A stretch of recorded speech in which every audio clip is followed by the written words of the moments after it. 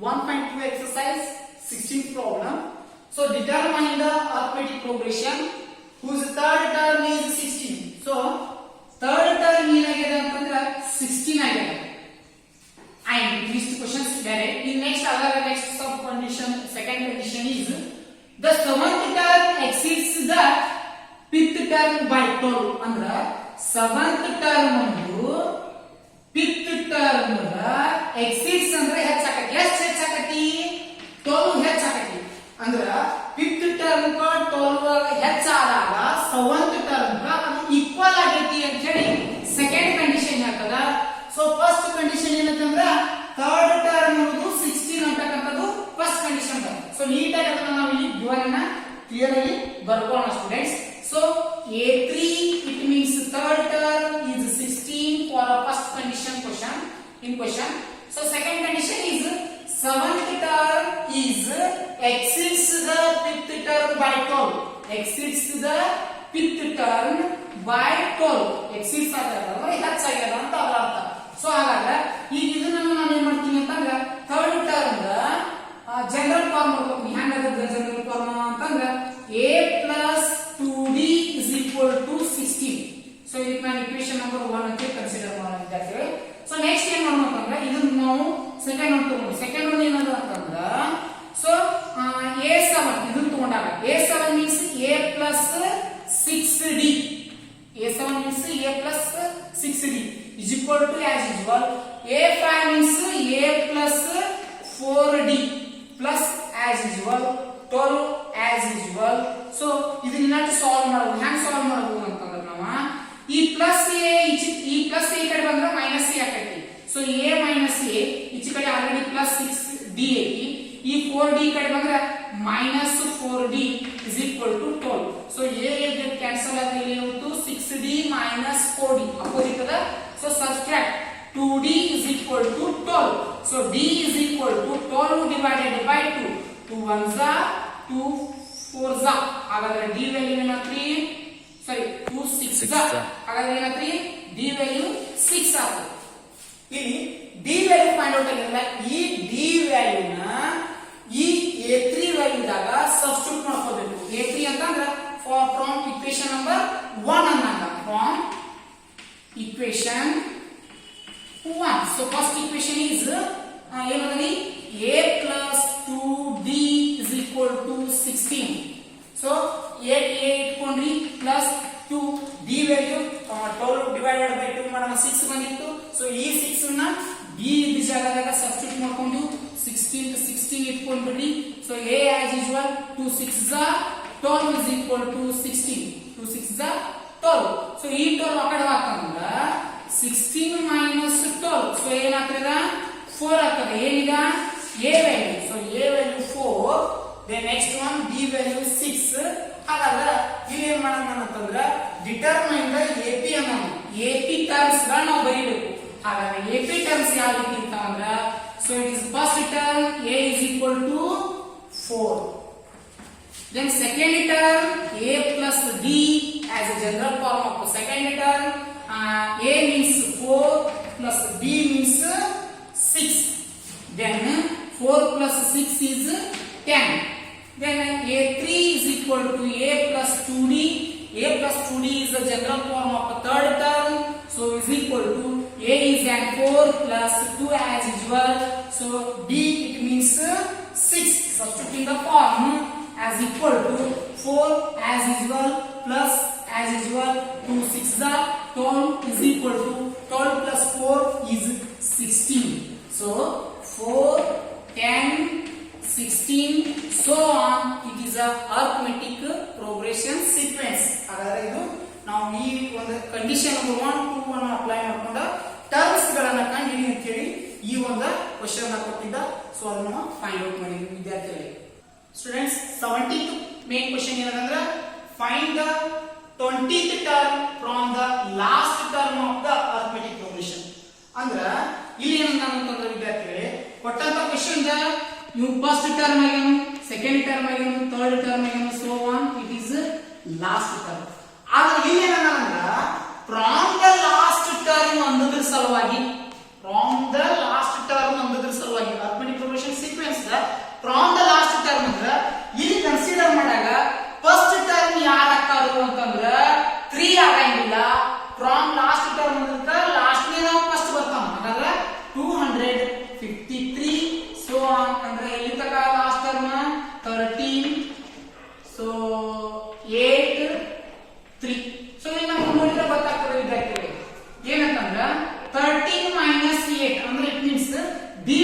ನಾವು ಕಂಡುಹಿಡಿಯಬೇಕಾಗೈತಿ.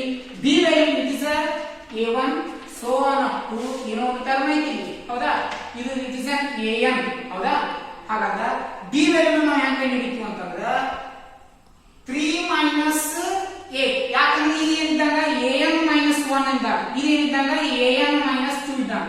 ಹಾ, D value ಅಂದ್ರ an ಮೈನಸ್ an ಮೈನಸ್ 1 ಅಂದಾಗ. ಸೊ n ಜಾಗಕ್ಕೆ ಏನು ಸಬ್ಸ್ಟಿಟ್ಯೂಟ್ ಮಾಡ್ತಿಲ್ಲ, ಇದು ಹಿಂದಿನ ಟರ್ಮ್ ಇರಾಗಿರ್ತದೆ. ಸೊ ಹಾಗಾದ್ರೆ an it means 3 minus as usual an minus 1 is an 8. So ಹಾಗಾದ್ರೆ ಮೈನಸ್ 5 ಅಂದ್ರೆ ಏನೈತಿ ಅಂತಂದ್ರ ಕಾಮನ್ ಡಿಫರೆನ್ಸ್ ಬರ್ತೈತಿ. ವಿದ್ಯಾರ್ಥಿಗಳೇ ಇಲ್ಲಿ ಕ್ಲಿಯರ್ ಆಗಿ ನೋಡ್ಕೋಬೇಕಾಗಿರೋದು ಕ್ವೆಶ್ಚನ್ ದಾಗ from the last term. So direct ಆಗಿ 20 ಇದನ್ನ ಸೀರೀಸ್ ಇಟ್ಕೊಂಡು 20 ಟರ್ಮ್ ಕಂಡುಹಿಡಿದ್ರೆ ರಾಂಗ್ ಆಗ್ತದ. ಇದನ್ನು ಫಸ್ಟ್ ಟರ್ಮ್ ಅಂತ ಕನ್ಸಿಡರ್ ಮಾಡ್ಕೊಂಡು ಉಲ್ಟಾ ಟರ್ಮ್ ನೋಡ್ಕೊಂಡು ಬರಬೇಕು.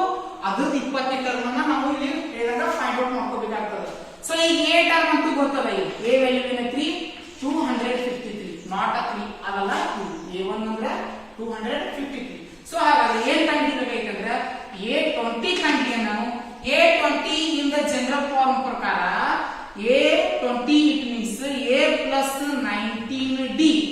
ಸೊ a ವ್ಯಾಲ್ಯೂ ಏನೈತಿ 253 ಐತಿ ಪ್ಲಸ್ 19 ಇಟ್ಕೋರಿ. ಡಿ ವ್ಯಾಲ್ಯೂ ಏನದ ಮೈನಸ್ 5. ಸೊ ಹಾಗಾದ್ರೆ 253 ಪ್ಲಸ್ ಪ್ಲಸ್ ಇಂಟು ಮೈನಸ್ ಏನಾಗತ್ತೆ ಇಲ್ಲಿ ಮೈನಸ್ ಆಗ್ತದ. ಹಾಗಾದ್ರೆ 19 ಇಂಟು 5 ಅಂದ್ರೆ 95 ಆಗ್ತದೆ. ಸೊ 253 ದಾಗ 95 ಅನ್ನ ನಾವು ಮೈನಸ್ ಮಾಡ್ಕೊಂಡ್ವಿ ಅಂದ್ರೆ ಸಬ್ಟ್ರಾಕ್ಟ್ ಮಾಡಿದ್ವಿ ಅಂದ್ರೆ ಅದ 158 ಆಕತಿ. ಅದ ಏನಪ್ಪಾ ಅಂದ್ರೆ 20ನೇ ಟರ್ಮ್. 20ನೇ ಟರ್ಮ್ ಎಷ್ಟಾಗ್ತದೆ ಅಂದ್ರೆ 158. ಓಕೆ, ಇದನ್ನ 18 ಪ್ರಾಬ್ಲಮ್ ಅನ್ನು ನಾವು ಬಿಡಿಸೋಣ. Dear students, 18th main question as a 1.2 exercise. The sum of the 4th and 8th term of an arithmetic progression is 24. ಇದು first condition. So first condition ಏನೈತಂದ್ರ 4th and 8th term ಅನ್ನ ಅಂದ್ರ a4 and a8 ಅನ್ನ sum ಮಾಡಿದಾಗ ಅದರ sum is 24 as a4 plus a8 is equal to 24. ಇದು second condition ಇಲ್ಲಿಂದ start ಆಗುತ್ತೆ. The sum of the 6th and 10th term is 44. ಅಂದ್ರ 6th and 10th term a6 and a10 ಮಾಡಿದ್ರೆ a6 plus a10 ಮಾಡಿದ್ರೆ as equal to the term is 44. So find the first 3 terms of the AP. ಹಾಗಾದ್ರೆ a1 a2 a3 ಅನ್ನ find out ಮಾಡಿ ಅಂತ ಹೇಳೋಣ. ಇಲ್ಲಿ terms ಅನ್ನ ಬೇರೆ ಬೇರೆ ರೀತಿಯಲ್ಲಿ ಕೊಟ್ಟಾನು. ಸೊ ಹಾಗಿರೋದ್ರಿಂದ by using as a given form is a4 plus a8 is equal to 24. It is a first condition. Then second condition is a6 plus a10 is equal to 44. It is a second condition. Dear students, already we know that a4 is a 4th term. As a general form of a 4th term is a plus 3d. Okay, plus as usual a8 means 8th term. As general form is a plus 7d is equal to 24. So a plus a is an 2a. A plus a is an 2a. So 3d plus 7d is an 10d is equal to 24. It is the first condition. The condition ಬಂದದ. So next ಇದನ್ನ ನಾವು ನೋಡ್ಕೊಂಡಾಗ so a6 6th term general form of the arithmetic progression is a plus 5d as usual plus a10 means 10th term of an arithmetic progression. Then arithmetic progression 10th general form is a plus 9d as equal to 44.